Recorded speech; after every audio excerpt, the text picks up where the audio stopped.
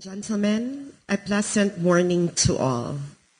First of all, I would like to verify if this is a pulpit or a podium.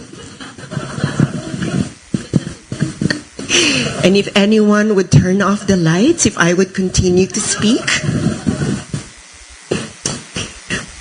I would like to thank everyone for coming and attending this media forum.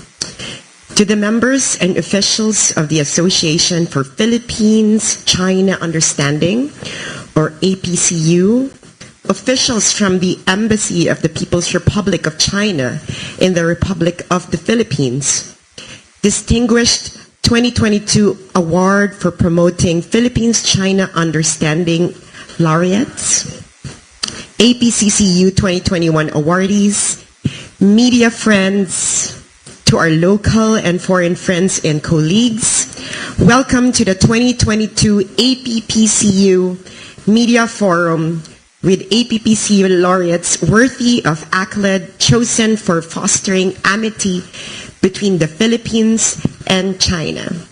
My name is Sas Rogando Sasot, and it is my pleasure to serve as the moderator of this media forum. As we know, in recent years, under the guidance of the two heads of state, President Rodrigo Roa Duterte and President Xi Jinping, the Philippines-China relations have witnessed a turnaround and realized comprehensive development, which is conducive to regional prosperity and stability, and is in line with the fundamental and long-term interest of the Philippines and China. On this note, to continue the efforts of promoting friendship and understanding between the Philippines and China actively, and to enhance people-to-people exchanges, noting that amity between people holds the key to sound state-to-state relations, on January 16, 2021, State Councilor and Foreign Minister Wang Yi and former Philippine President Gloria Macapagal-Arroyo jointly attended the inauguration of the Manila Forum for Philippines-China Relations and the launching ceremony of the Award for Promoting Philippines-China Understanding via video link. The Award for Promoting Philippines-China Understanding, or APPCU, is a novel award-giving body launched early last week. Akala ko papatayin ako. Launched early last year, 2021, and was jointly set up by the Association for Philippines-China Understanding, or APCU, and the Embassy of the People's Republic of China in the Republic of the Philippines. And for us to get to know more about APPCU, its objectives, its purpose, and other relevant information about this newly launched award-giving body, the APPCU 2022 Organizing Committee prepared a short audiovisual presentation. Ladies and gentlemen, let us all watch the AVP about APPCU.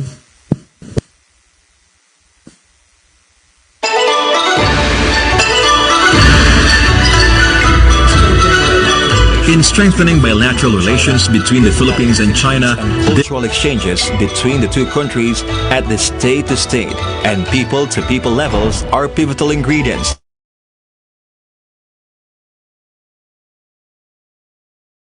in enhancing mutual understanding, friendship, and resolving differences and conflicts of interest. It is a matter that the interstate relations between the two countries are fundamental. People-to-people ties are thus far one of the building blocks that strongly bind the Philippines' bilateral relations. Philippines-China relations are important. When I became president, relations between the Philippines and China entered a golden age. The continuing friendship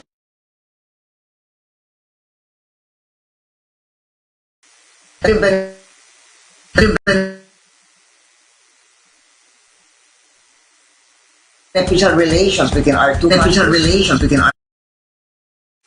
Chinese Friendship Day.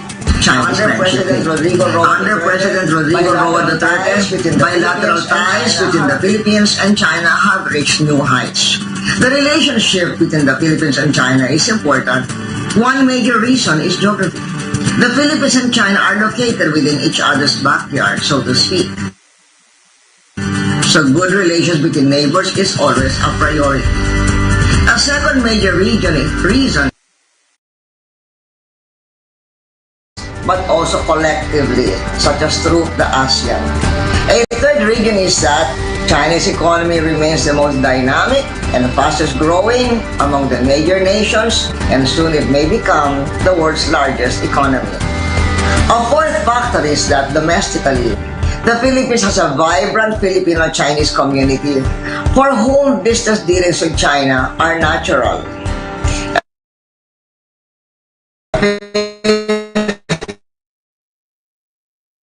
Factor is that infrastructure will continue to be important for the Philippines in the coming years, and there is no country in the world that matches China's recent track record and capability in this area.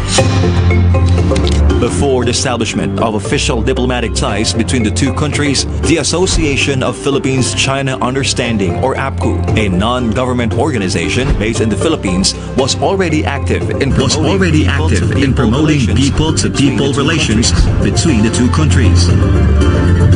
The APCU is a pioneer and leading NGO in the Philippines for promoting people-to-people diplomacy, bilateral understanding, and friendship between the Philippines and China through cultural, academic, and visit exchanges, sisterhood between Philippine local government units and Chinese LGUs, and economic and trade cooperation partnership. The Association for Philippines-China Understanding is a private association promoting friendship between the Philippines and China. I am Chair Emeritus of APCU, which means Honorary Chair. During APCU's formative years, I helped formalize and register it with the Securities and Exchange Commission. The first chairman of APCU was Alejandro Roses, who was Secretary of Education of my father, the late President Diosdado Macapagal. In the early 1970s,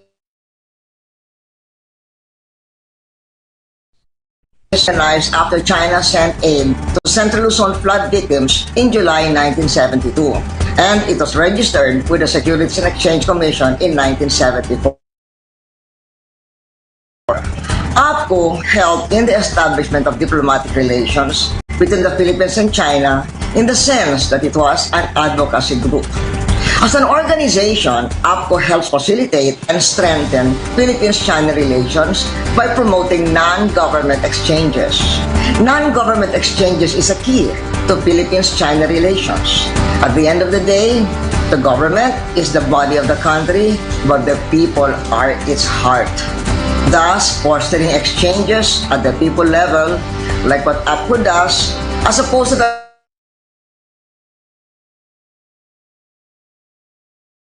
government level, is the natural way to create ties between nations. APCU organizes academic and cultural visits to China and helps facilitate economic, trade cooperation and partnerships between the Philippines and China.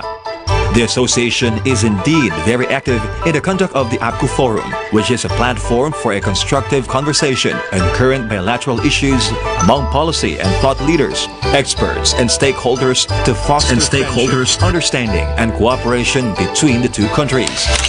APCU is currently under the leadership of Chairman and Secretary Raul Elembino and its President Jeffrey Nang. APCU has regional chapters in Baguio, Cebu, Davao, Angeles City, and Pangasinan. Truly, in fulfilling the mission of APCU, it is my honor to present to you one of the initiatives of the association, together with the Chinese Embassy, this novel and newly launched award-giving body, the Award for Promoting Philippines-China Understanding, APCU. APPCU will build a more vibrant and dynamic bridge of understanding and friendship between China and the Philippines in the new era. APPCU is an annual undertaking, and each year there will be 10 laureates or awardees. Those who are eligible for awards are Filipino citizens who have committed themselves to the improvement and advancement of Philippines-China bilateral relations using their fields of disciplines and area of expertise, such as public service, media journalism, trade and commerce, and arts and culture and sciences. I look forward to more productive years ahead of the award for promoting Philippines-China understanding. Thank you. Last September 10, 2021, the first batch of 10 well-deserving individuals received recognition for their efforts and contributions in fostering and promoting understanding, appreciation, and the reinforcement of amity between the Philippines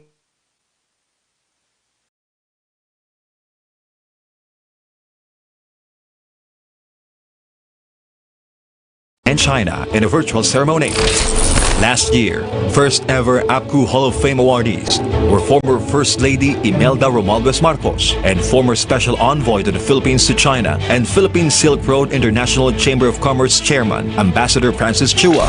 The awardees for the outstanding contributions were Philippine Association for Chinese Studies President Dr. Romel Banlawi, Global Talk News Radio, and ang maestro host Herman Camintong Laurel, kaisa para sa Kaunlaran Incorporated founder Teresita Ang C. and Confucius Institute at UP Diliman Director, Dr. Lourdes Tanhueco Nepomuceno. The awardees for the major contributions category are founding president of Peking University Overseas Students Alumni Association, Professor Jaime Flor Cruz, physician, lawyer, and professor at the University of San Agustine's College of Liberal Arts in Iloilo, Dr. Mario Leonardo Emilio Portadera, President and Editor-in-Chief of SovereignPH.com, Adolfo Ado Paglinawan, and 51 Talk Brand Ambassador John Nicolo Fernandez. This year, another batch of 10 commendable and esteemed APCU laureates will be honored and recognized for their contributions to promoting understanding and friendship between the Philippines and China.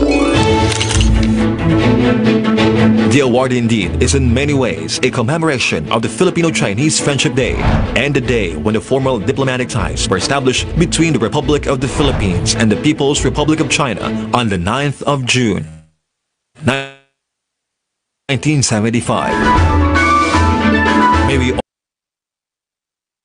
take on a greater role in the communal task of promoting Philippines-China mutual understanding and friendship. Sheshe, salamat and mabuhay.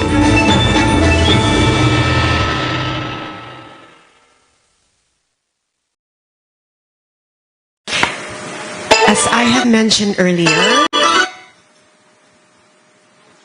and explained in the APPCU AVP, the two entities or organization that jointly set up APPCU are APCU and the Chinese Embassy in Manila. On this note, representatives from both organizations will deliver their opening statements on behalf of the APPCU 2022 Organizing Committee, composed of representatives from APCU and the Chinese Embassy in Manila. Please join me in welcoming our first resource speaker, APCU Deputy Secretary General, Mr. Peter Lavigne, for his opening statement. Mr. Lavigne, you now have the floor.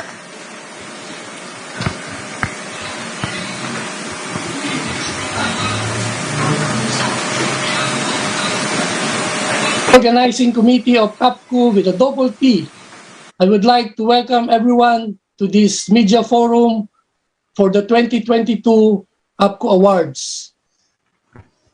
For nearly a year now, the APCU Organizing Committee has worked tirelessly for the second edition of these prestigious awards. Our efforts are now near its end as the awarding ceremony will be held this coming Friday.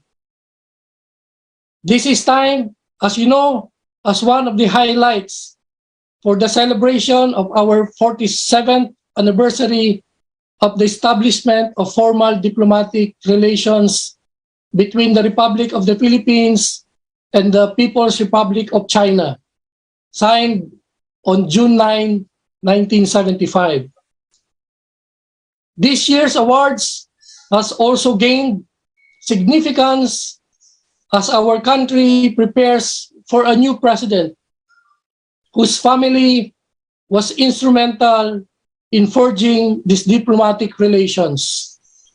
Last year, as you know, we already cited as one of our laureates the role of Madam First Lady Imelda Marcos. And no less than President-elect Ferdinand Bongbong Marcos Jr. himself visited China during those historic moments, meeting no less the People's Republic of China's founding father, Chairman Mao Zedong. We look forward to the continuing close relations between our two countries, restarted by President Rodrigo Duterte, and to be intensified under President-elect Bongbong Marcos. We in APCU with the 1P and APCU with the double P shall also continue with our task in promoting better understanding and friendship on the people-to-people level. The mass media and social media are our vital partners towards meeting these ends. And we thank you for joining us today and for your continuing support. Maraming salamat. Thank you very much, Sir Peter, for that meaningful opening statement. Now join me in welcoming Councillor Si Yonghui from the Chinese Embassy in Manila for his opening statement. Councillor Si, the floor is yours.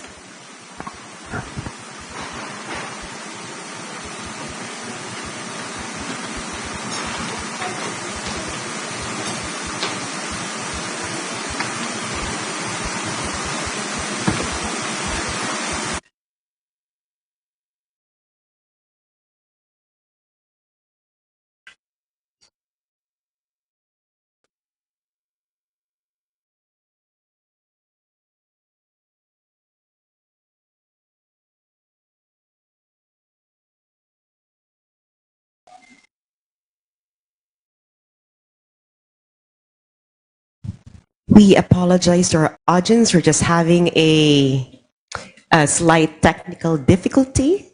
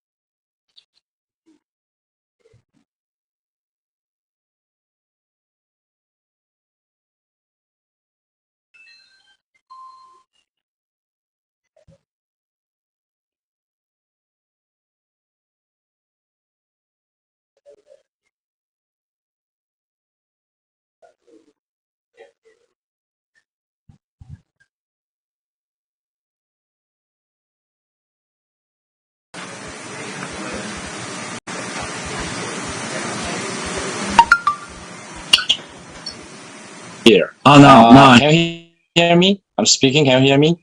Yes, we can hear you, Councillor Si. Good. Just fix the problem.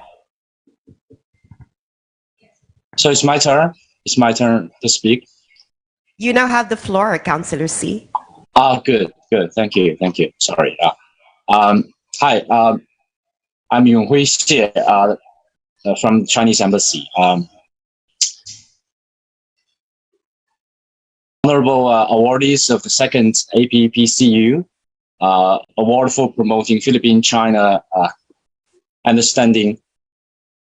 Friends from the media, good morning. It has been delayed a little bit due to some technical problem. Sorry for that. On behalf of the Chinese Embassy, I would like to welcome you all to this virtual pleasure. It's a mixed one. I'm sorry I cannot make it to the scene, so I joined this presser via Zoom. The award for promoting Philippines-China understanding, APPCU, is a newly established award just for 2 years. This is the second time. The award was jointly initiated by the Chinese Embassy and the Association for Philippine-China Understanding, APCU.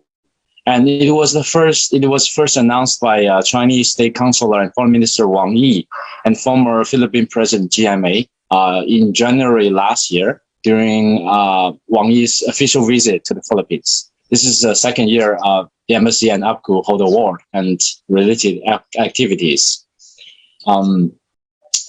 APPCU is designated to pay tribute to those who have made their contributions to promoting mutual understanding and friendship between our two countries, so that we can encourage more people to follow the laurel's suit to enhance mutual trust, scale down differences, and boost affinity and promote collaboration among the Chinese people and the Filipino people. Here I would like to elaborate a little bit on the rationale and also some of the considerations behind the initiation of this APPCU. I would say I would offer three angles. First is the historical angle. APPCU is aimed to inherit and carry on a fine tradition of friendly exchanges over the past century. As we all know that China's friendly interactions with the Philippines date back to over a millennium. Over the past millennium, generations of wise and brave predecessors initiated trade and people-to-people bonds between China and the Philippines. In the early 16th century, the great Chinese navigator Zheng He, or locally known as Cheng Hou, was sent by Emperor Yongle of China's Ming Dynasty to make multiple visits to Sulu Archipelago on his 7 overseas voyages seeking friendship and cooperation. This actually happened more than a century ahead of the Western colonizers who come to discover this part of the world. In sharp contrast to Western colonizers, what China brings to the Philippines was not conquer nor war, but cooperation and friendship. During the same period, the East King of Sulu, Sultan Paduka Patala, made a return and goodwill visit to China, to Ming Dynasty.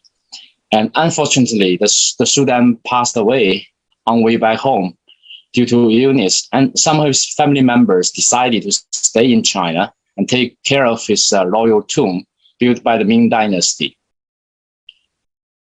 Today, the Sultan's descendants in China counts 21 generations. They are the keepers of the tomb, as well as the keepers of their Islamic faith in China. I'm happy to see that Princess Jasel Kilam, a descendant of Sultan of Sulu, Paduka Patala, is among the 10 laureates of this year's APPCU award.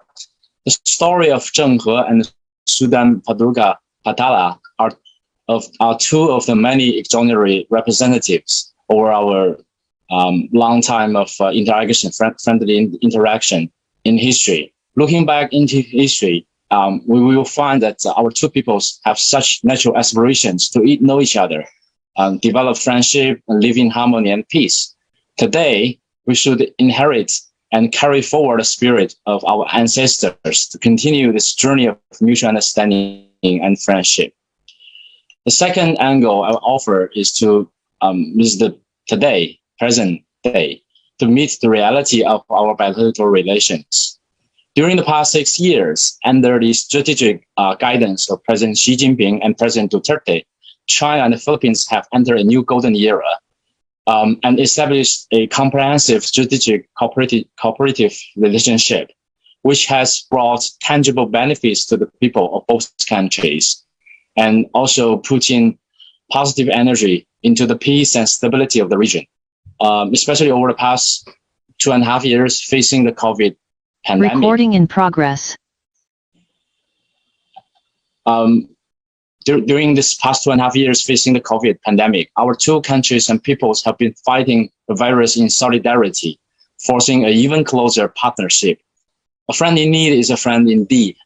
China will never forget the help the Philippines rendered at the initial stage of China's pandemic. And we also reciprocating it in good faith. And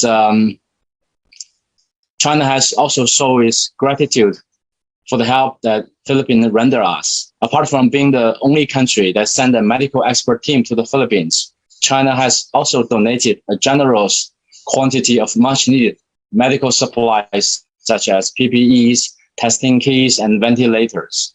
China was also the first country to reach out and provide vaccines to the Philippines. And so far, China has provided more than 57 million doses of vaccine to the Philippines, accounting, for about 40 of the national vaccine supply in the Philippines by the end of as the end of last year.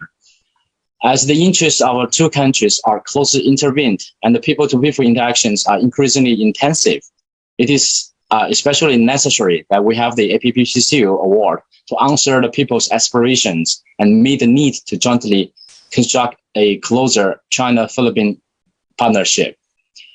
The third angle I think I offer is to look forward to the future. A few days ago, on May 18th, President Xi Jinping had his first phone conversation with Philippine President-elect Bongbong Marcos.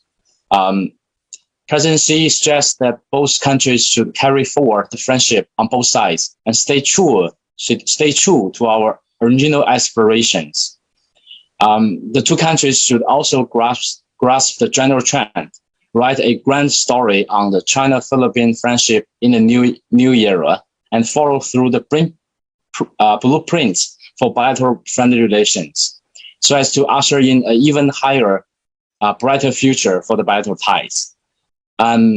President-elect Bongbong Marcos also said that the new incoming administration would make Philippine-China relations a foreign policy priority and is ready to strengthen exchanges at various levels and deepen cooperation with China in economy, trade, infrastructure, energy, culture, and education. He also expressed the hope that the relationships between China and the Philippines could shift to a higher gear, leading to more fruitful and meaningful outcomes for the two countries under his administration. Looking to the future, I believe APPCU would build a new bridge of understanding and friendship between China and the Philippines in the new era, and the China-Philippine friendship will gain more and more popularity with the support of APPCU award. As the Chinese saying goes, that friendship, which derives from close contact between the people, holds the key to sound state-to-state relations. To that end, we need to raise awareness and reduce misunderstanding towards each other. China and the Philippines have great potential for cooperation in the field of people-to-people and socio-cultural exchanges, and there is still much for the two peoples to learn about each other. And we'll have to admit also that certain misunderstandings and differences are, to some extent, a hindrance to, elevating our friendship. And also, it's high time for us to join hands to overcome this misunderstanding on certain issues. Well, finally, I would like to congratulate all of the recipients, the laureates, the 10 laureates of the second APPCU for their achievements in promoting the cause of China-Philippine friendship in various sectors such as education, media, culture, social activities, as well as public services. This year's winner of APPCU includes not only political elites, such as former President Estrada, Ambassador Benedicto, and also Princess Kira, but also opinion leaders, media people such as Wilson Lee. It also includes not only senior professionals such as Professor Celso, but also young leaders such as Professor Pamituan, and also Director April Dayap. Thanks to their efforts, Chinese and Filipinos could better understand and support the China-Philippine friendship, therefore creating a good atmosphere for the continuous development of our better relations. And I think that's it from me. Mabuhay and salamat. Thank you. Thank you so much, Councillor C, for that very enlightening message about the century-old relations between the peoples of China and the Philippines. Since the launch of the second year of APPCU last January 2022, members of the board and the committee behind APPCU have endeavored to streamline its search for well-deserving individuals for recognition of their efforts and contributions in fostering and promoting understanding, appreciation, and the enforcement of amity between the Philippines and China. 10 public and private sector individuals have passed the 3-stage selection and judging process from a list of nominees beginning the early quarter of this year. Their work's prestige, nature, and extent are essentially the basis for identifying their respective award category. Also this year, the organizing committee of APPCU has extended a special award, the Gawad Sultan Paduka Pahala, to the late Philippine Ambassador to China, His Excellency Jose Santiago Chito Santa Romana. Without further ado, join me everyone in welcoming the 2022 APPCU laureates present today for their short opening statements. Let's just first give them a round of applause before their opening statements. Let us start with Mr. Wilson Lee Flores, the honorary chairman of Anvil Business Club, board member and chairman of FFCCCII, that's a mouthful, Public Information and Media Committee, and moderator of Pandesal Forum at 83-year-old Kamuning Bakery, followed by the Manila Standard columnist and contributor of China Daily, Global Edition, and Global Times, Mr. Rodrigo P. Capunan.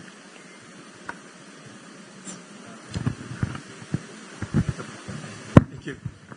Thank you, Sas. You look younger in person than in social media.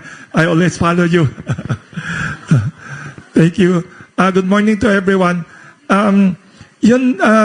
It's an honor and thank you to APCU for this encouraging award. This award is an encouragement to all people, not only to the awardees, but to all people in the Philippines who sincerely wish to promote better understanding between the Philippines and our neighbor China. So we congratulate the APCU organization and thank them for this. Earlier, Peter Labinya in Davao reminded us that Philippine-China diplomatic relations is now 47 years old this year. And Councillor Xie earlier mentioned, actually, Philippines-China friendship is more than 1,000 years. I'd like to mention only, there was a businessman friend of us told me before, Philippines, our encounter with foreign countries in the past thousands of years had been very interesting. How was our interactions and experiences with foreign countries? With Spain, when Spain came to the Philippines, it was war and colonization. We became a colony. And then briefly, the British came also in the 1700s. It was also war, British against Spain. And we became a colony of the UK for a short time. And then another foreign encounter was the US. When they came here in the 1890s, it was war and then colonization. And then Japan. When Japan came also, it was war and 3 years of colonization. What about China, more than 1,000 years of encounter with the Philippines? What they brought here was siopao, siopao and mami. In 1,000 years, it's only trade, it's cultural exchanges. So thank you for this award.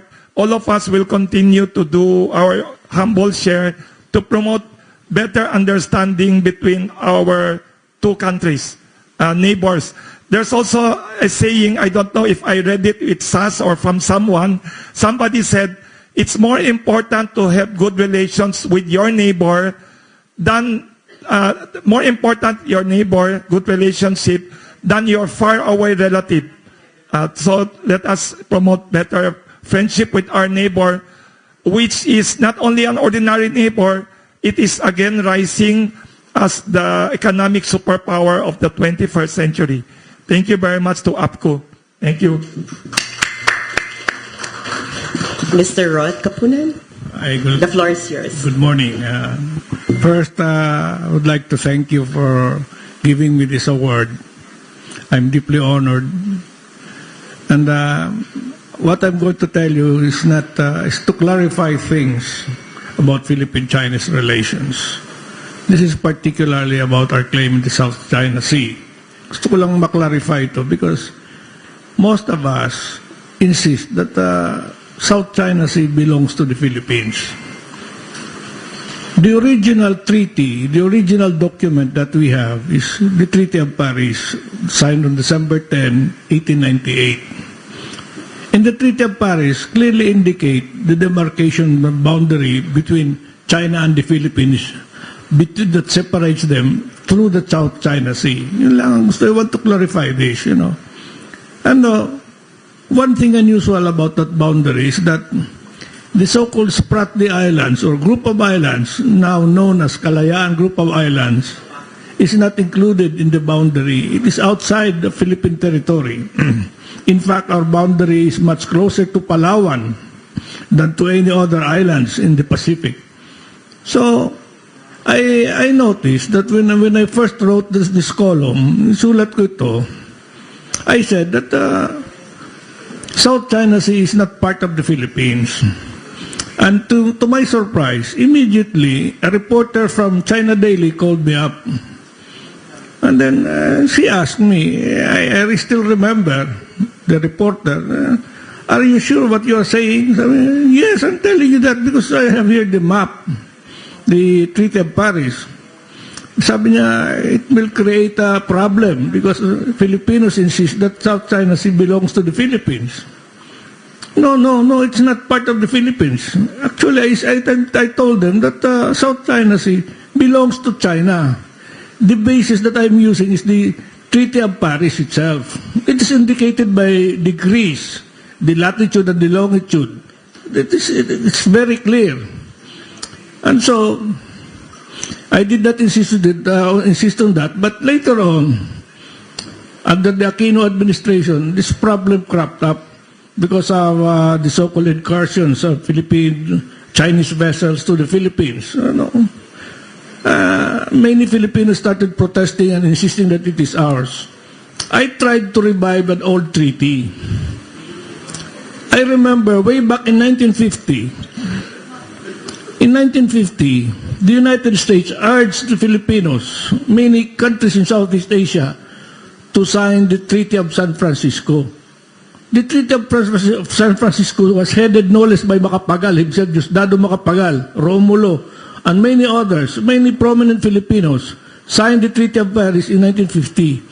In that particular provision, it states that the Philippines, that the United States, it was sponsored by the United States urged Japan to surrender Spratly and Paracel Islands to China, not Taiwan. You have to surrender these islands to the People's Republic of China. And immediately after that, it was followed by the Treaty of Taiwan, the Taiwan Conference. That Taiwan Conference was intended to revise the Treaty of San Francisco. Instead of using... yes. instead of using China, they used Taiwan. That was the purpose of the San Francisco Treaty. So to make it short, it is clear that the Philippines signed that agreement acknowledging that Taiwan and Spratly Islands and Paracel Islands belongs to China, not Taiwan. That is one agreement, it's one evidence indicating that it is not ours, it is not part of the Philippines. Then finally, that was late, much later, I was able to talk with the First Lady, Madam Imelda Romualdez Marcos. She asked me, but the President issued 2 decrees regarding our ownership to these islands. In fact, she asked me that. Tinanong nga niya ako kung ano talagang position ko. No, my position is clear.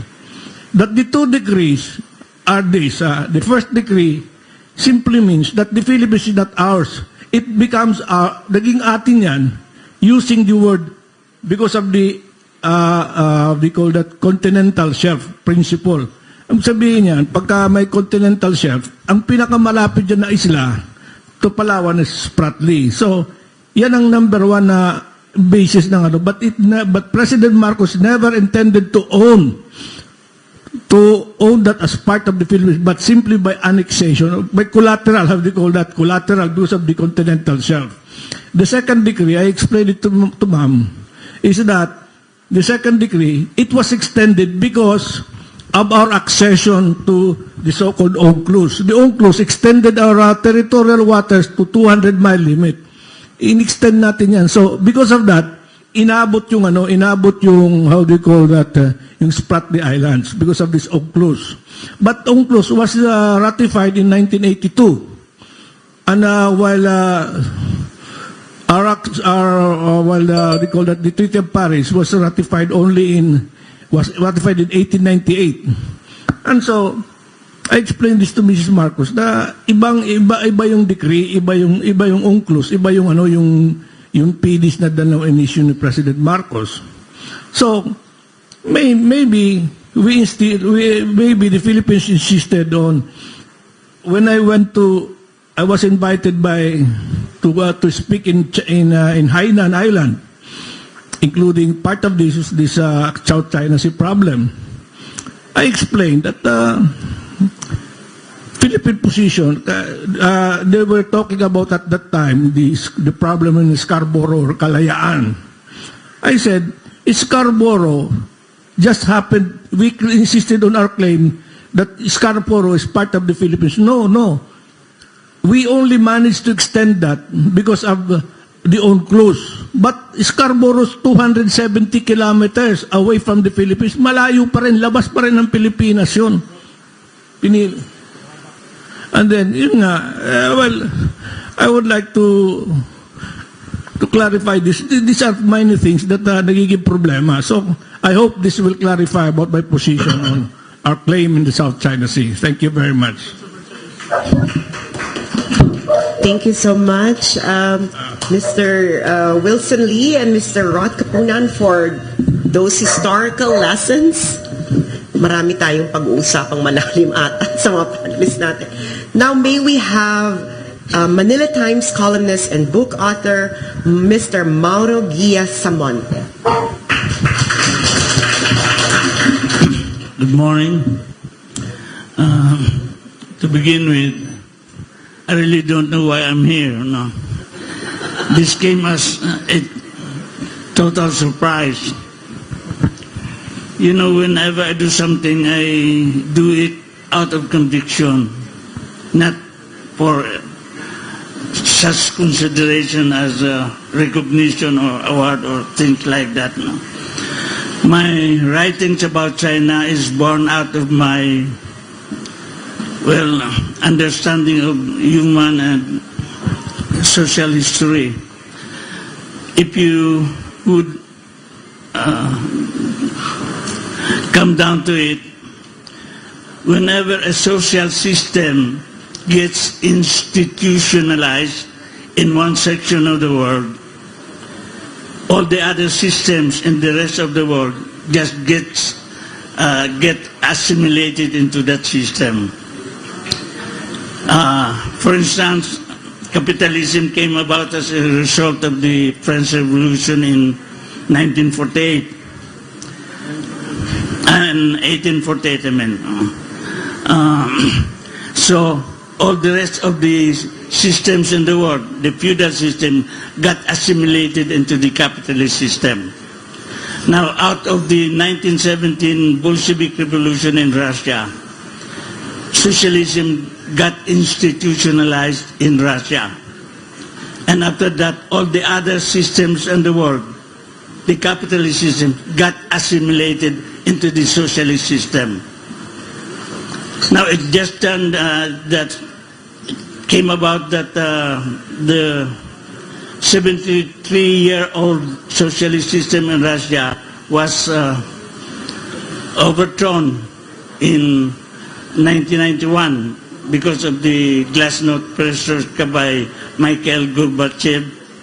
And then socialism came into the one cradle of China. Today, China stands at the one single cradle of socialism. And proof of that is the worldwide spread of President Xi Jinping's Belt and Road Initiative.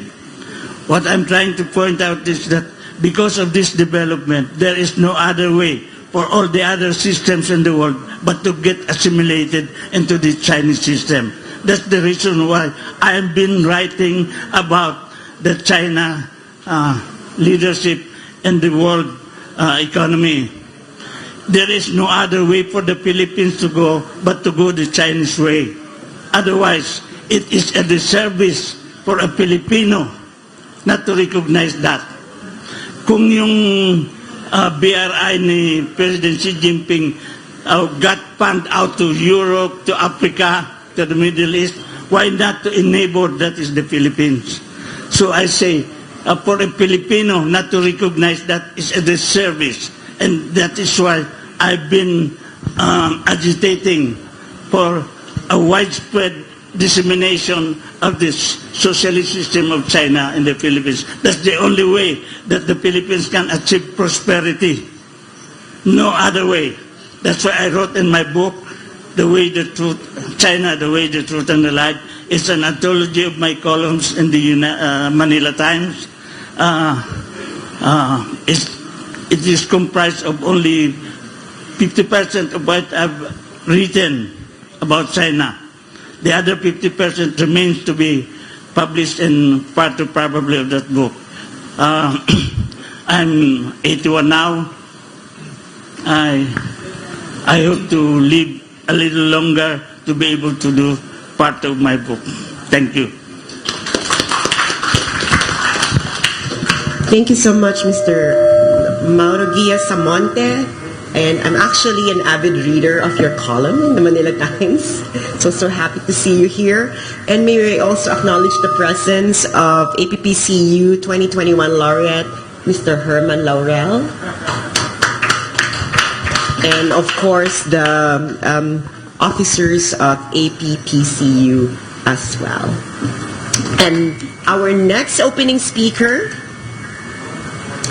is Philippine Director of Confucius Institute at Angeles University Foundation, Professor Kevin Franco Pamintuan, who would be joining us via Zoom. Is he ready? Okay, Professor Pamintuan, the floor is yours. 早上好, Luzon, Visayas, Mindanao, and to all our friends all over the world. Allow me to express my appreciation to the members of the organizing committee of the APPCU and for choosing me to be one of the awardees for this year. For me, and for my team, this award will be another source of inspiration. And me and my team will definitely continue our works in providing the Filipino youth with access to Chinese language learning, giving them another and its culture. Each one of us, at least, okay, has one drop of Chinese blood, and we just need to recognize that our Filipino identity in many ways is influenced by our bond with the Chinese people for the last 600 years. So I believe we just need to recognize, we just need to accept that in many ways, we are not just neighbors, we are not just countries in one continent, but of course, we are one family. 天下一家, we are one family. So I believe since we are one family, we need to work hand in hand for a more prosperous Philippines. And of course, for a more improved bilateral relations between the China and the Philippines. So I wish that the Philippines, as part of the Asian family, as part of the China-ASEAN family, will be among the first countries, okay, to benefit from the rich resources, from the expertise, and of course, from the good deeds of our neighbor, of our family members, the People's Republic of China. With that, magandang umaga po and mabuhay po tayong lahat, and congratulations to all the awardees, and maraming salamat po, APPCU. Thank you so much, Professor Pamintuan, for explaining to us how the identity of the peoples of China and the Philippines are deeply intertwined. Before we continue to our last speaker, may we remind everyone that we will have an open forum after the opening statements, and we will get questions from the media as well as from our live stream viewers who are watching us from SMNI and of course from my page for the motherland. So those who are watching us online, please ask questions, because our laureates have actually given us a lot of insights about the relationship between China and the Philippines.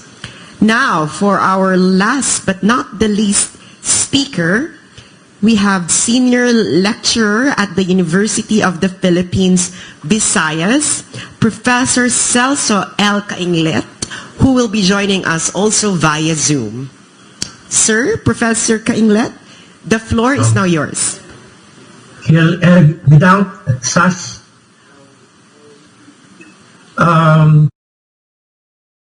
expect this. When I first came out in public forums on Philippine-China relations, especially on the laws of the sea with Camentong Laurel, we were like voices in the wilderness. Nobody listens to us because we were going against Gulayat, the mainstream media.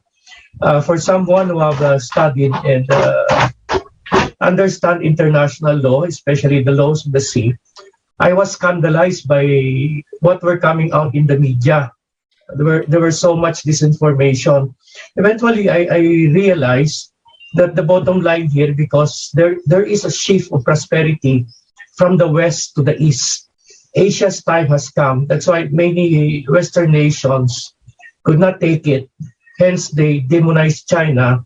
They are steering the good relationship of ASEAN countries with China. And I'm glad finally our voices were heard. But still, there's still so much to do. We're just beginning. And I have 3 wishes from APCU, which I'm also willing to help. Number 1, if you can come up with a good communication plan, a very simple, in a very simple language that a man on the streets would understand.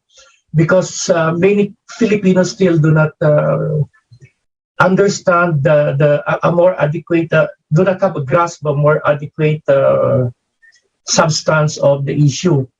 Second, if you can do a campus tour, actually we kick off already last 2019 in the University of San Agustin in Iloilo with Camentong Laurel, General Corpus, Kaado Paglinawan, Austin Ong, Ambassador Encomienda.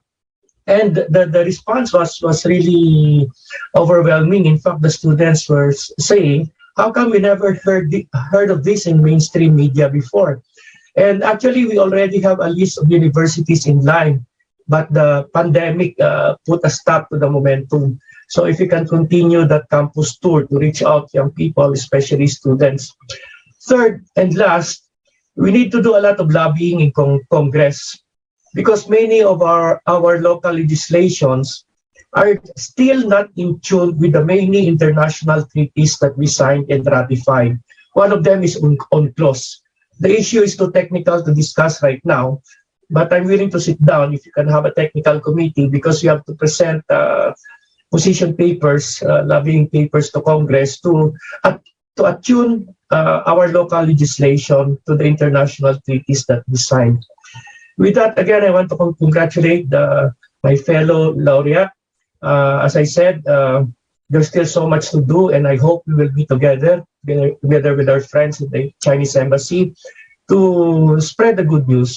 So maraming salamat po, Che at mabuhay.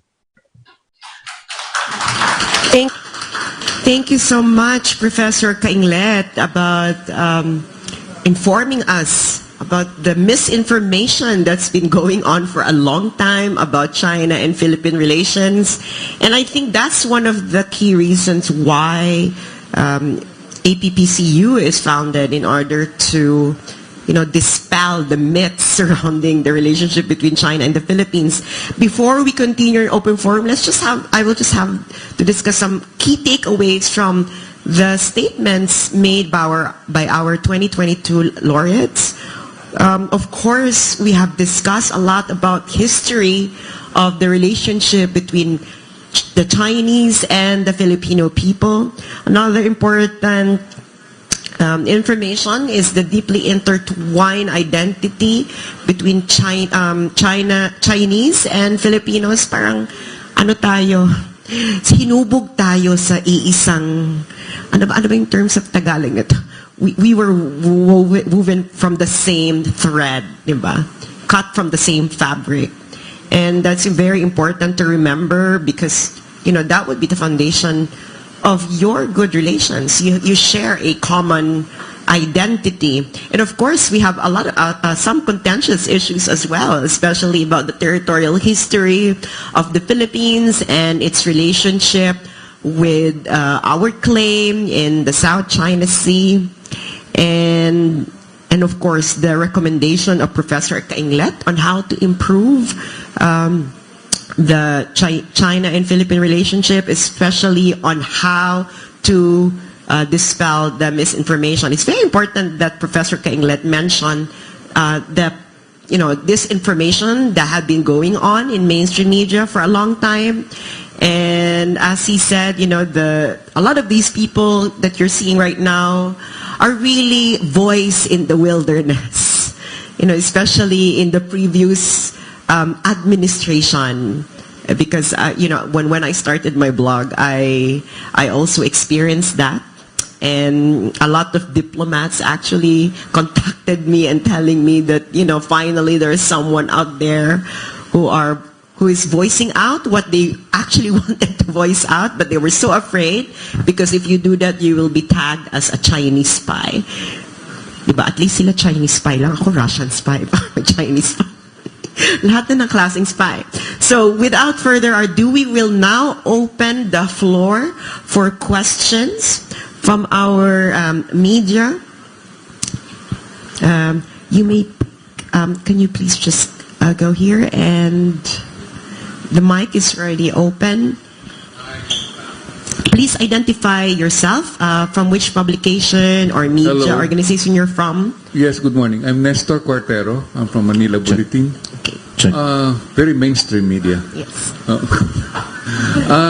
Well, first of all, I'd like to congratulate the winners in this year's, the second APCU Awards, specifically my friend Wilson Flores. He deserves it very much. And Director Mauro Guillasamonte. Thank you. Mr. Laurel also. Anyway, China is an old ally, a friend, even family to the Philippines. But through the years, this perception, this understanding has dimmed and has been blurred by whatever factors, no? So now there's a need for an association like APCU fosters better understanding of China by Filipinos, and maybe vice versa, no? But maybe let's focus on the Philippine end, no? So what do you think is the reason, or probably the reasons why such an understanding of China blurred from the Philippine perspective? What happened when we had based on what we know, what we studied, and what the speakers were saying about the century-old friendship between the two countries? What happened? Mr. Wilson, yes. would you like to answer the question? Yes. Thank you, Professor Nestor Cortero. Not only is he a good columnist, he's also professor at UST. I think the reason is before the colonizers came to the Philippines, we have had very smooth Philippine-China relationship. It was very smooth. It was trade and cultural, non-stop. And I think what Renato Constantino and other writers wrote before, we had been brainwashed or miseducated by our Western colonizers to the point that many of us have lost or forgotten our Asian history, that we are Asians. Some of us, including me, maybe we have been miseducated, maybe too much colonial education. We think we are more Americans than the Americans. So some of their misconceptions about China, the Westerners have a misunderstanding of our Asian culture. In fact, the word inscrutable is used often to describe the Orient and the East. So I think it's a cultural gap that we have to work on. That's why Ms. Sasot is very important. People like her, educators and media people, hopefully to close the gap between the truth and the misconceptions. I think a lot of people in the West have a wrong notion of Asia and of China na we have been exposed to almost every day. Most of our, what I read is from the Western English media. So I think that's one reason. But fundamentally, I think Filipinos and Chinese and other Asians, we share the same, tama sabi ni Sas, we have the same history, we have the same values essentially. So hopefully we can build on that. Anyone else from, yes, Mr. Herman Laurel. Hello, yes. Well, narinig po natin ang ating mga resource persons, ating mga awardees, including from the Zoom. And we have a lot of things to explain to our nation now that the table has been turned in terms of Filipino understanding of China.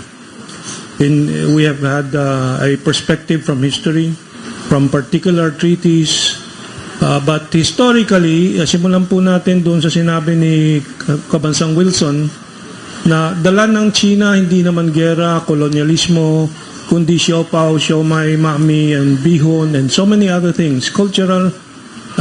But that has gone on to today. And China brought us Sinovac, Sinopharm, Binondo Intramuros Bridge, Estrella Pantaleon Bridge, Kaliwa Dam, soon to be put up, Bicol Express, again, revival, and so on. So, 1,000 taong kasaysayan po yan ng pagkakaibigan. Doon sa maliit na problema daw ng South China Sea, wala namang problema actually. Nakita natin po, hindi nawawala sa Pilipino at sa Pilipinas yung ating claim doon. Dahil doon sa reed bank or ano tawag sa Tagalog nan? Recto bank.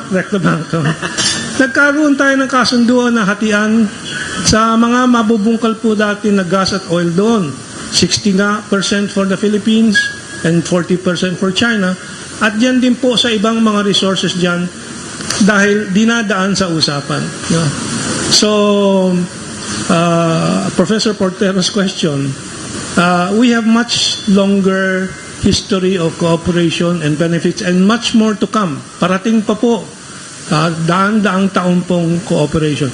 Sabi ni Kabansang Professor Celso Cainglet, and this is part of historical process naman ng economic evolution ng mundo at ng sangkatauhan, technological innovation ng mga bansa at lipunan, na sabi niya, there is a transition from the west to the east itong siglong ito, this century.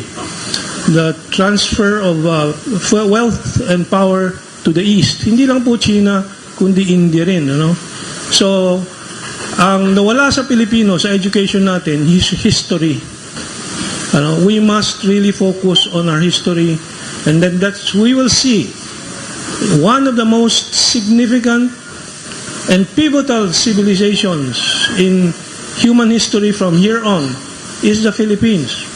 Tayo po ang fulcrum ng kapayapaan o kaguluhan sa Asia. We are the pivot for peace or tensions and war, which an old culture, the United States and the Western civilization, 500 years of imperialism, na ngayon naghihingalo, pero gustong ipilit na makabalik po sa Asia at mangibabaw sa Asia. So, I don't know. Yeah, well, speaking of, yes, I agree very much with your observations, Mr. Laurel. But speaking of exposure and terminology, remember that the West would call us the Far East. That's why they call us the Far East. We are in this side of the world. Ang tawag nila sa atin Far East, no? So that context alone speaks much of a certain bias, no? Anyway, my second question and the last one, Sir, Mr. Professor Pamintuan will also answer your question po, if you don't mind. Oh yeah, sure, please. Thank you, Professor Pamintuan. Thank you, please. The floor is yours.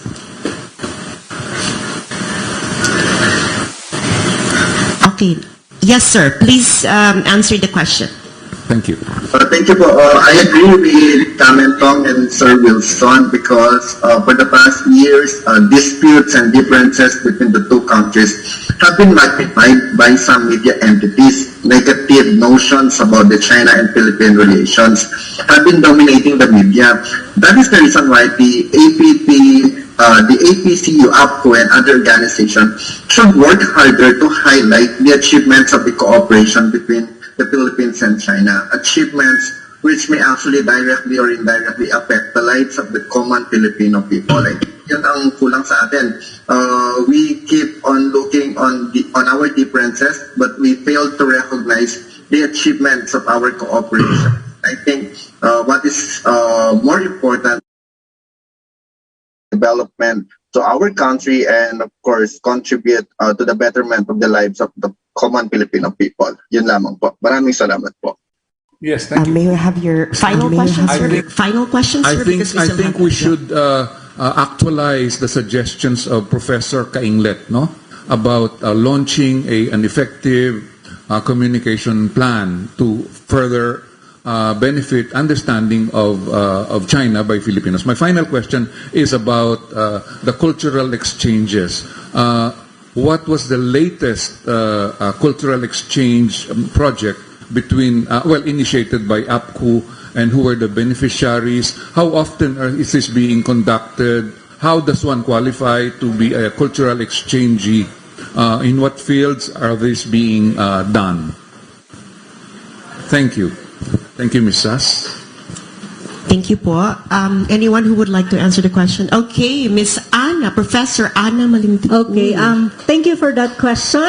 Thank you also for everyone for coming and for the speeches of our awardees and our guests. No, with regard to the different activities of APCU, there are a lot. No, it's just that as of the moment, because of the pandemic, we kind of been limited. So for now, we're organizing APCU forums and what you call the Manila Forum. This is basically a platform where different issues that have something to do with Philippine-China relations are being discussed. But as to the cultural exchanges, as of the moment, sir, medyo na-stop siya. It's precisely because of the COVID. But before, we really have that different exchanges. Sometimes we sent cultural dignitaries to China, and sometimes we invite here as well. And also, we facilitate trade partnership and economic partnership between the two countries. But as of the moment, sir, because of the COVID, we're kind of limited in terms of movement. But What was the last one in 2019? In 2019, sir. Sir, I was not yet a member of the organization at that time, no?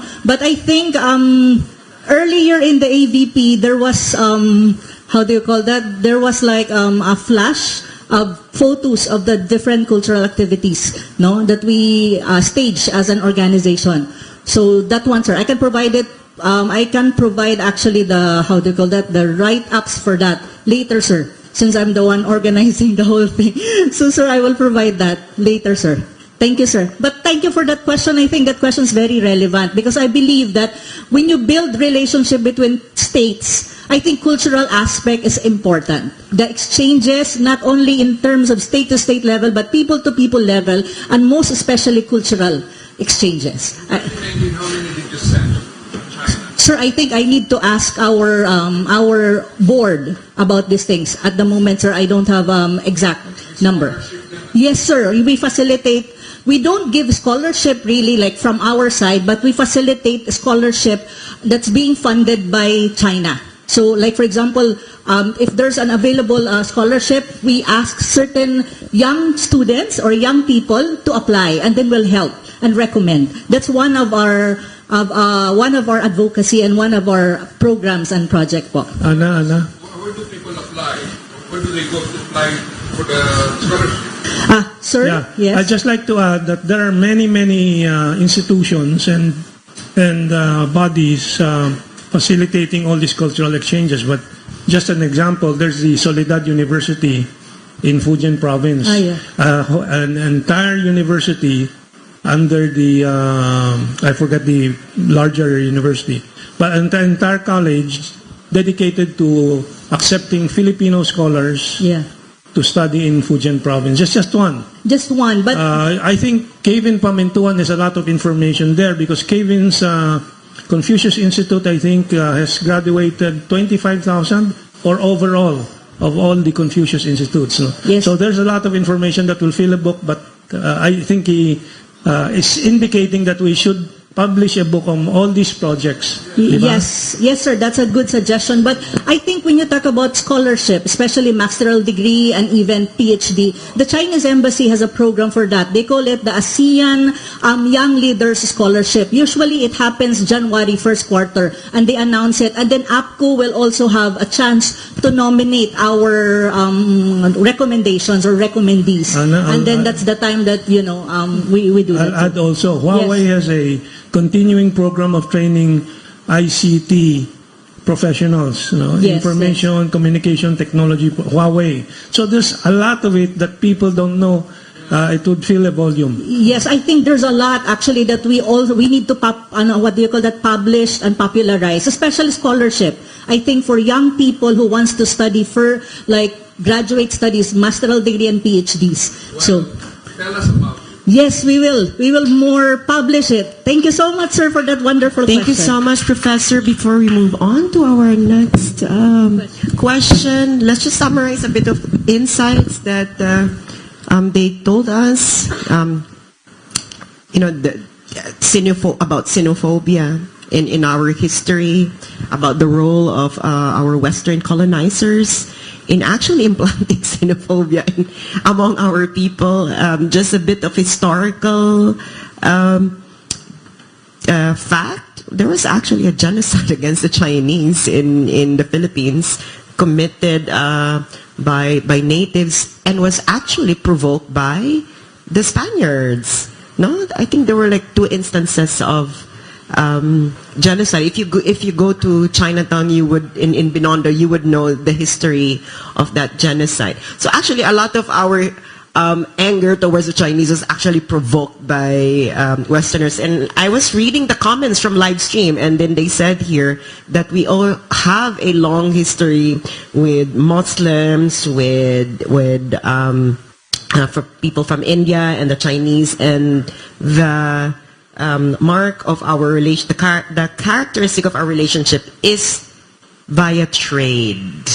So we were like trading people. We were only colonized by the Spaniards and other Western powers, and then that changed the game. So may we now proceed to our next question, please. Please say your name and from where are you from. Thank you. First of all, good morning, and Sir, please. congratulations to all the awardees. So if there is one person who knows each and every one of you by reading the information, aside from Professor Ana Malindug-Uy, it's me.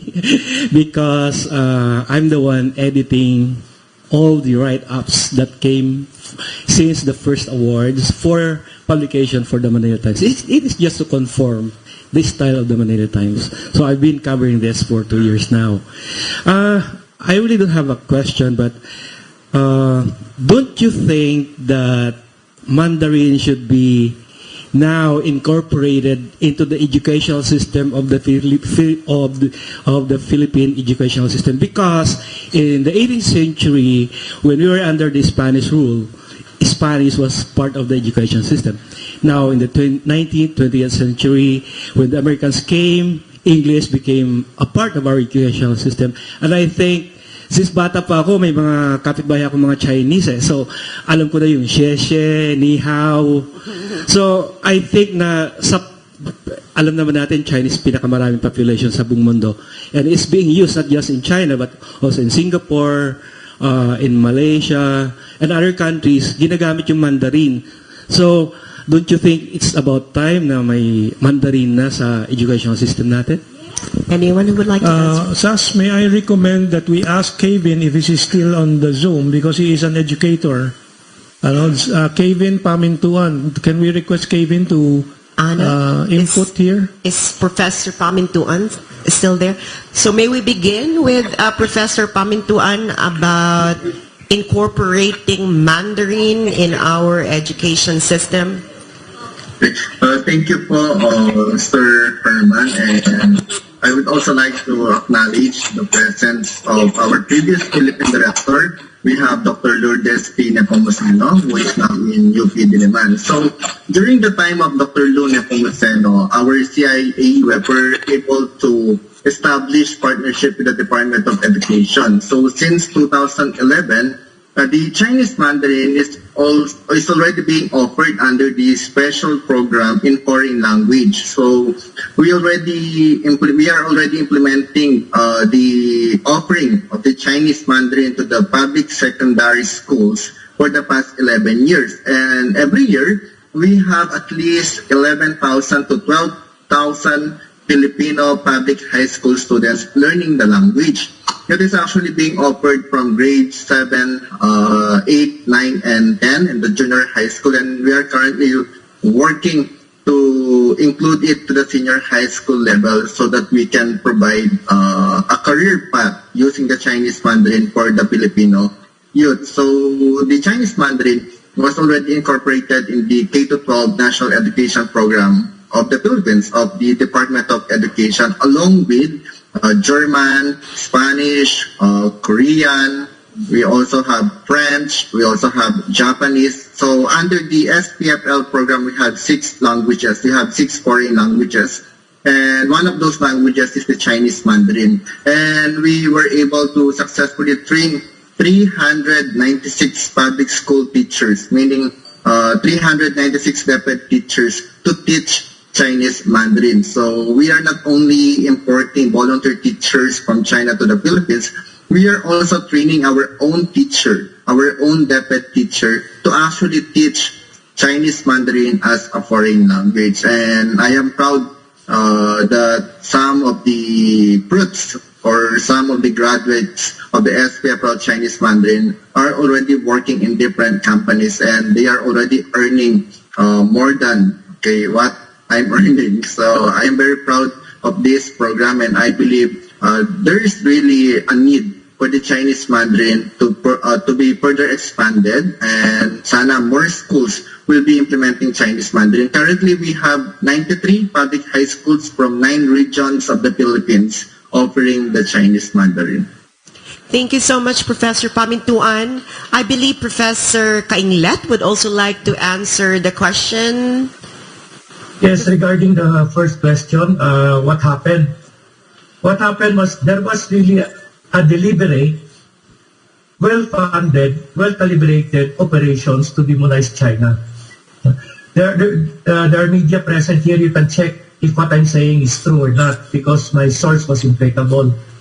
Albert Del Rosario, when he was Secretary of Foreign Affairs, hired Center for Strategic and International Studies, an NGO based in Washington, which is run by the CIA. The money paid to CSIS was diverted to Albert Del Rosario Foundation.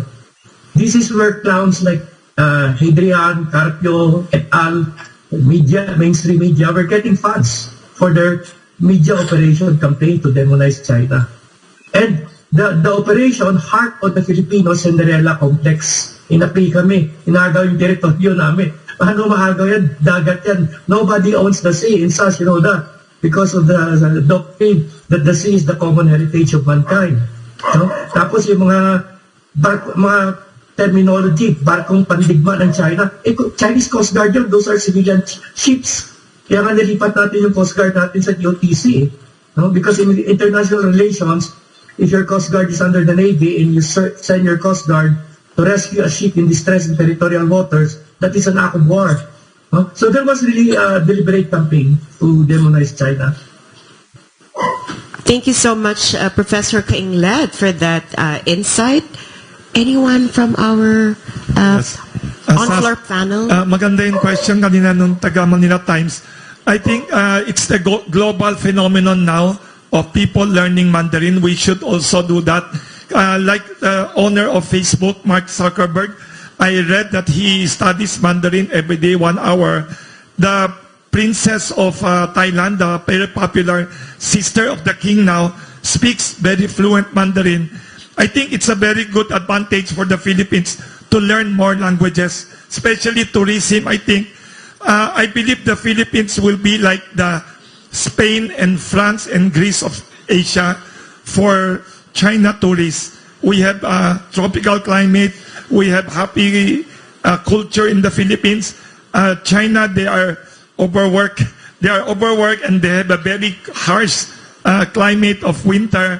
So we are like the Greece and France and Spain of Asia. So if we have more Mandarin speakers, I hope we'll get a bigger slice of the China tourism market, not just Thailand and Singapore. Thailand has like 11 million China tourists every year before the pandemic.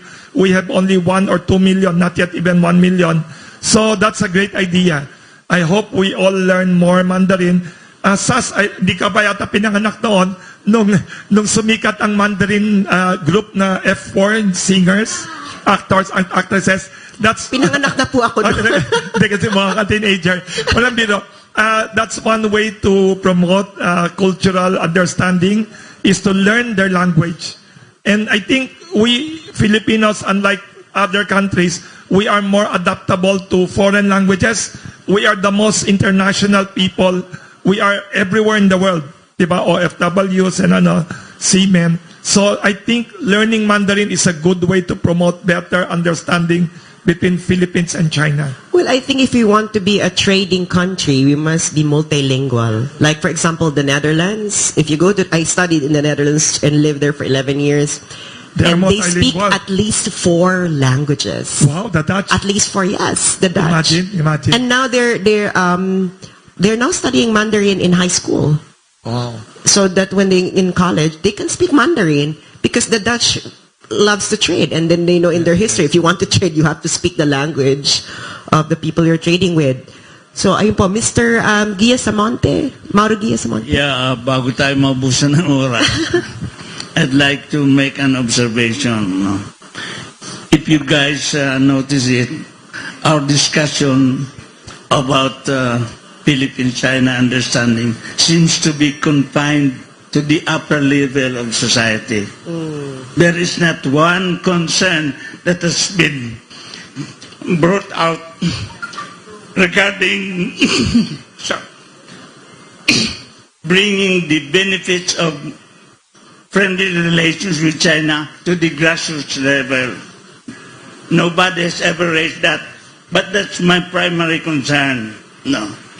Culture, lahat yan sa mga elitista, no? Economics, sa mga business entrepreneurs, but nothing has been said about bringing China friendship to the grassroots level.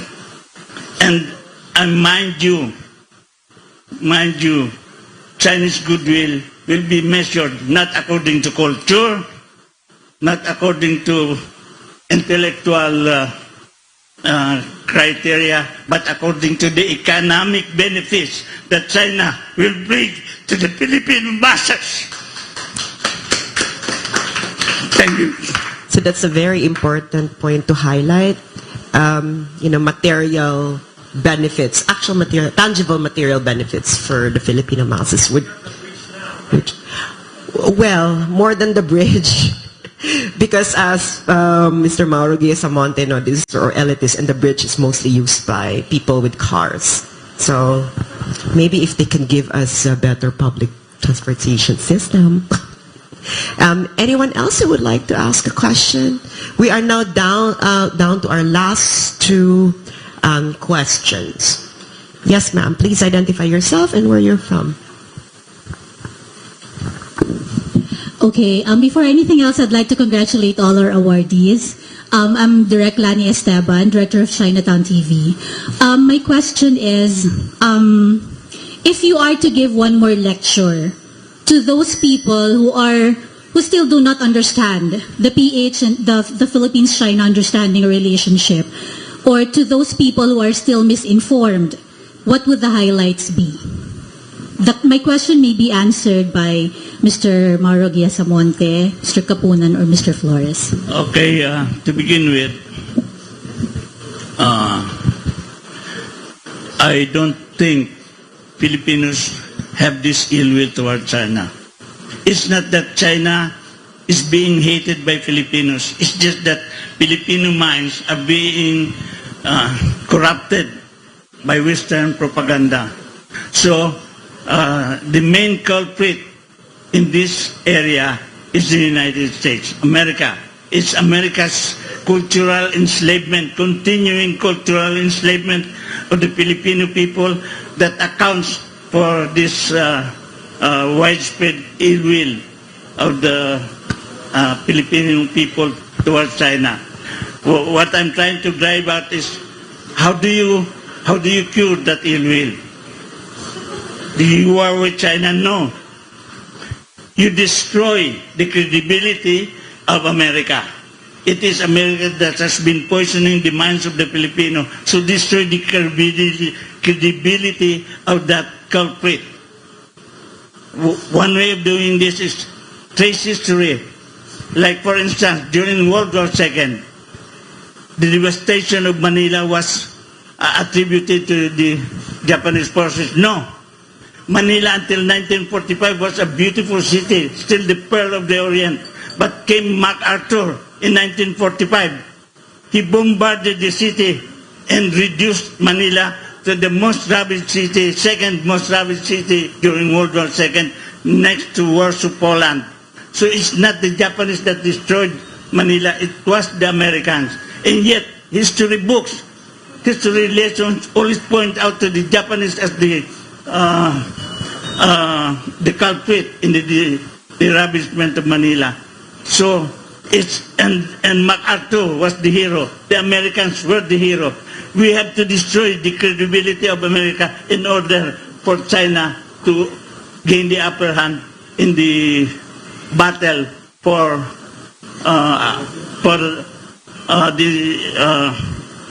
the liberation, cultural liberation of the Filipino mind. Thank you. Thank you so much. Anyone else who would like to add anything to that? Well, actually, we purposely try to omit our own history. We filed the case against China over in the South China Sea, but we did not mention the Treaty of Paris. We did not even mention the San Francisco Treaty or the Taiwan Treaty. These are important documents we should have presented. That's why we are muddled. We try to avert the fact that in those treaties, it does not include the Spratly Islands as part of the Philippines. Yun lang naman importante dyan eh. Another thing is the San Francisco Treaty. It's important. It's an important document kasi yan, ang Amerika mismo nagsasabi na sa Japan, sinabi ng Amerikano sa Hapon, isauli mo sa China yan kasi sa China yan. Pero hindi nila sinabi na balik mo sa Pilipinas yan. Kasi ang Pilipinas hindi talaga kasali doon sa Treaty of Paris na yun. Yun lang. Thank you. Mr. Wilson Lee? Yes. To that question, I'd like to see, I hope Philippines will see China not only as a good friend, not only as an important neighbor, but as an opportunity. Alam mo, before the pandemic, I was invited to Shanghai one time. I saw mga fruit shops. And then sa fruit shops, may nakalagay doon very proudly sa harap. Nakalagay, Philippine pineapples, Philippine bananas, Philippine, you'd be very proud. Tapos, that's one of the many benefits of our better ties with Philippines and China. If I'm not mistaken, we are the #1 exporter of bananas now to the world's biggest consumer market, which is China. So let us see China as a great opportunity for tourism, for English teachers. I heard thousands of English teachers all over the Philippines teach, I don't know, millions or how many Chinese kids via internet. So we are not only good friends. I hope we should also remember, when my mother got sick, I remember, it wasn't our relatives far away that helped her. It was our next door neighbor that drove her to the hospital ER. So China is an important neighbor, is an important trading partner, and hopefully always a good friend. Thank you. Thank you so much. Anyone else who would like to answer Ms. Lani's question? If not, we will now proceed to Dr. Nepomuceno, APPCU 2021 awardee. He has a question and she's going to join us via Zoom. Dr. Nepomuceno, welcome, and the floor is now yours. Thank you very much for this opportunity to let everybody know the extent of Mandarin language education in the Philippines. In my capacity as the director of Confucius Institutes, of two Confucius Institutes in the Philippines, namely University of the Philippines and Angeles University, which started in 2010.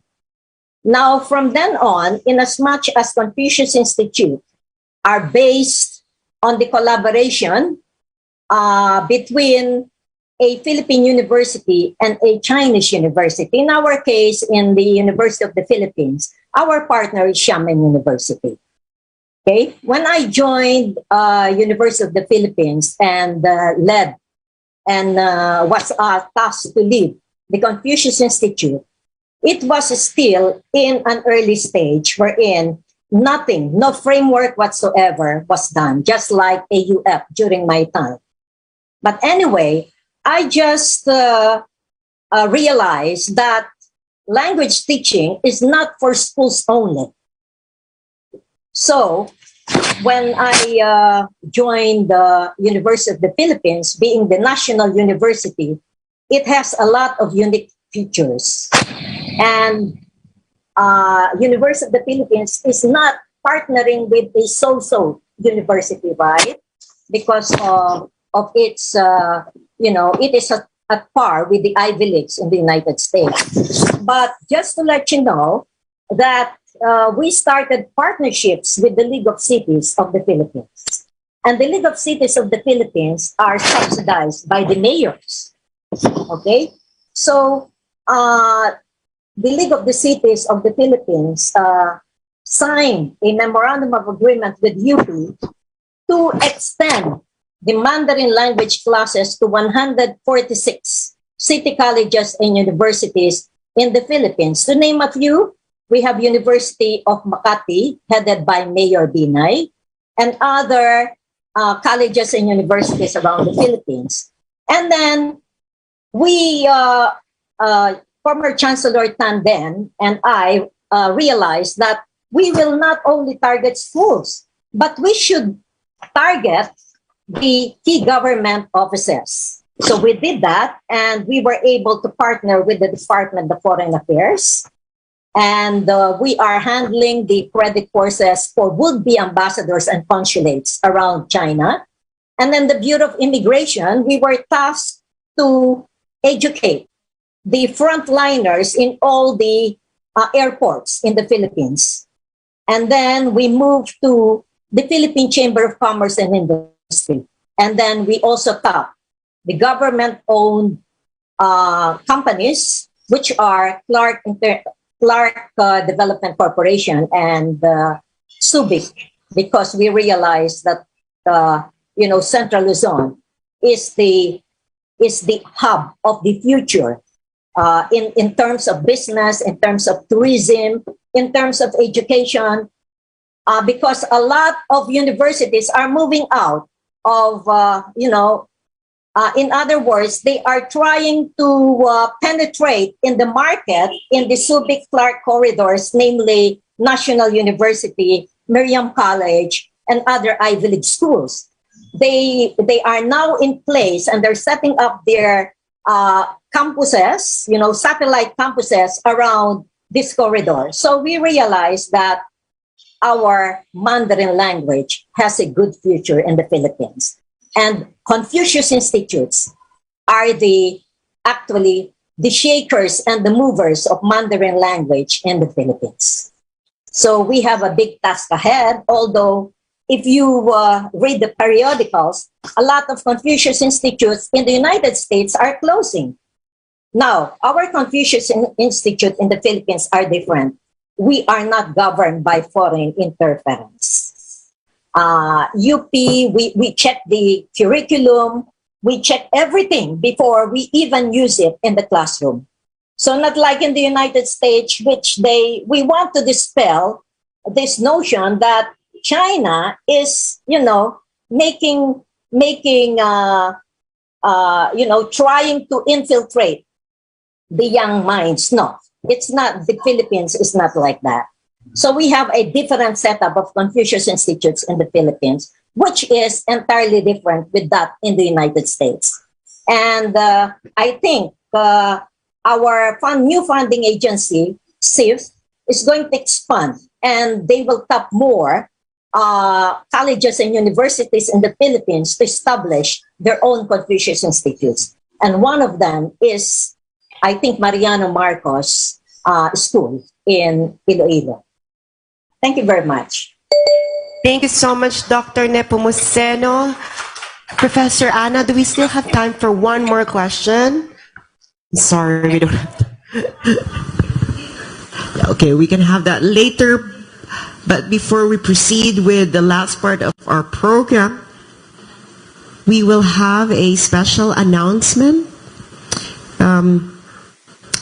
I would like to announce that the APPCU 2022 award ceremony is on June 10. So please mark your calendars. That's a Friday. Again, June 10, Friday. It will be held at the Mayuri Grand Ballroom of Dusit Thani Hotel. This is in Makati, no? Dusit Thani Hotel? Yes. So, Mayuri Grand Ballroom, Dusit Thani Hotel, June 10, Friday. The ceremonial rite program is scheduled at exactly 3 p.m. And there will be a pre-show from 2:30 to 3 p.m., which I will be hosting. And the award ceremony is a hybrid one, so we will have a face-to-face and as well as online presence from our other guests and Nobel laureates. So we'll see you on Friday, June 10, 2:30, beginning from 2:30 at the Mayuri Grand Ballroom, Dusit Thani Hotel. Now, since I was informed that Sir Peter Lavinia is no longer available, so later it will be Professor Ana Malindugoy who will be speaking on his behalf. But Please be reminded that the award ceremony is also going to be live streamed on the official Facebook pages of APCU, Chinese Embassy Manila, Chinatown TV, GTNR, the Manila Times, and SMNI. And moving forward, may we now have Professor Ana Malindugoy to speak on behalf of Mr. Peter Lavinia, and this will be followed by Councillor Si Yonghui from the Chinese Embassy Manila, then by Mr. Wilson Lee Flores, Mr. Rod Capunan, Mr. Mauro Guillasamonte, Professor Celso Cainglet, and Professor Kevin Franco. So here are our closing statement, beginning with Professor Ana Malindugoy speaking on behalf of Peter Lavinia. Okay, as the Vice Chairperson of the APPCU Organizing Committee, I would like to thank everyone for coming to this media forum. Thank you so much. The APPCU Organizing Committee appreciates so much your participation and for joining us in this momentous event. To the APPCU 2022 awardees, my congratulations, and I will see you at the awarding ceremony on Friday, and that's 2 o'clock. Again, we have a pre-show at 2:30, but the ceremony will start at exactly 3 p.m. Congratulations and have a pleasant day to everyone. Thank you so much, Professor Ana Malindugoy. Now, may we have Councillor Si Yonghui from Zoom. Hi, everyone. I've been listening attentively to all the all the statements from our laureates, and also the questions raised by our media friends, as well as the answers. Very wonderful answers from our laureates and also members of the organizing committee. I think we do have discussion on various topics. There were people-to-people culture. There were also some of the hard issues, which really, some of the misunderstanding. Anyway, this is a successful press conference. I congratulate everyone attending this forum, and also warm congratulations to the awardees of this year of the APCU Awards. Once again, I hope to see you again on our Friday, June 10th awarding ceremony. And this is actually very exciting. The first time we have a physical awarding ceremony in hotel, thanks to the improving pandemic situation.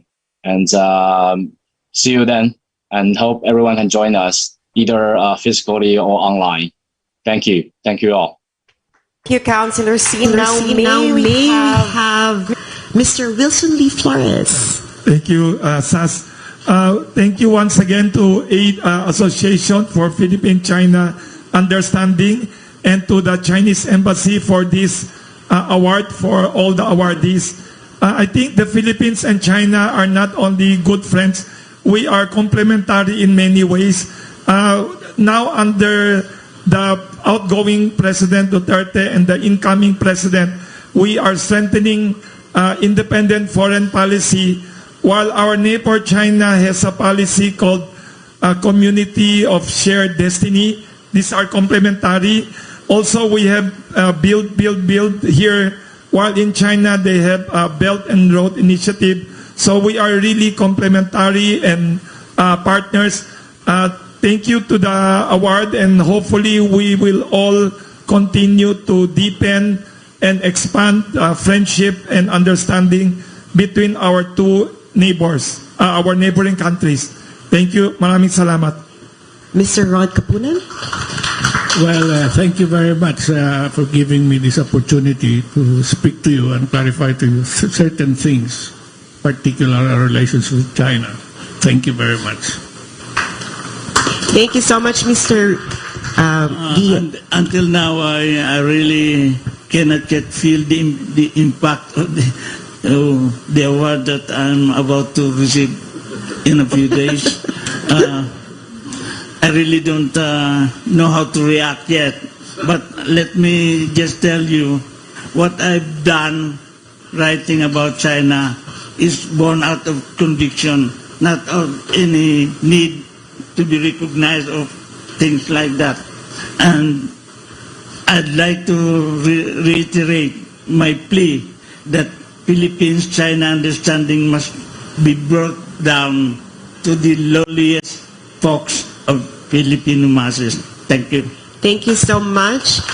May we now have Professor Celso Cainglet, who's on Zoom? Yes, sir. Yes, without that, Sas, to those who much are given, more are expected. Because of the honor that was given to me, I'm now ready to give it back to our friends in China, and most of all to the country, the Philippines. Because after the pomp and circumstance, the real work begins. And as I said here, thank you very much. Thank you so much. And lastly, Professor Kevin Franco Pamintuan. As a product of the friendly relation between the Philippines and China, I myself will remain committed to work harder and to look forward for a shared future of the Philippines and China, to bring a win-win situation to everyone. Maraming salamat po. Thank you so much, everyone.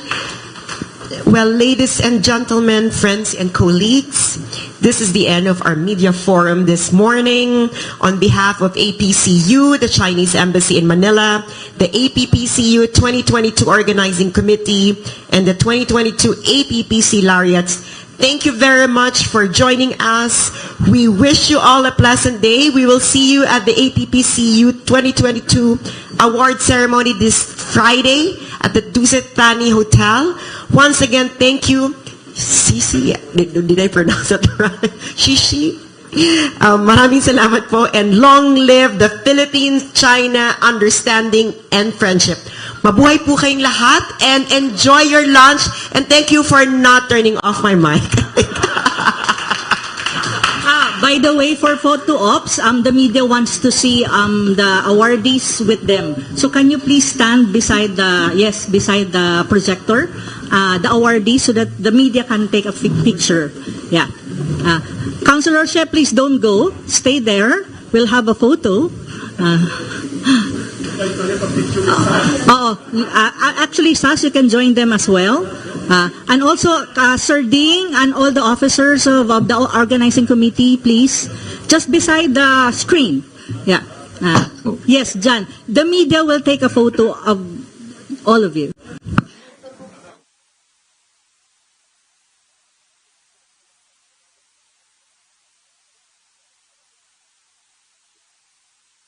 Subscribe to SMNI News Channel and turn on notification button for more news updates.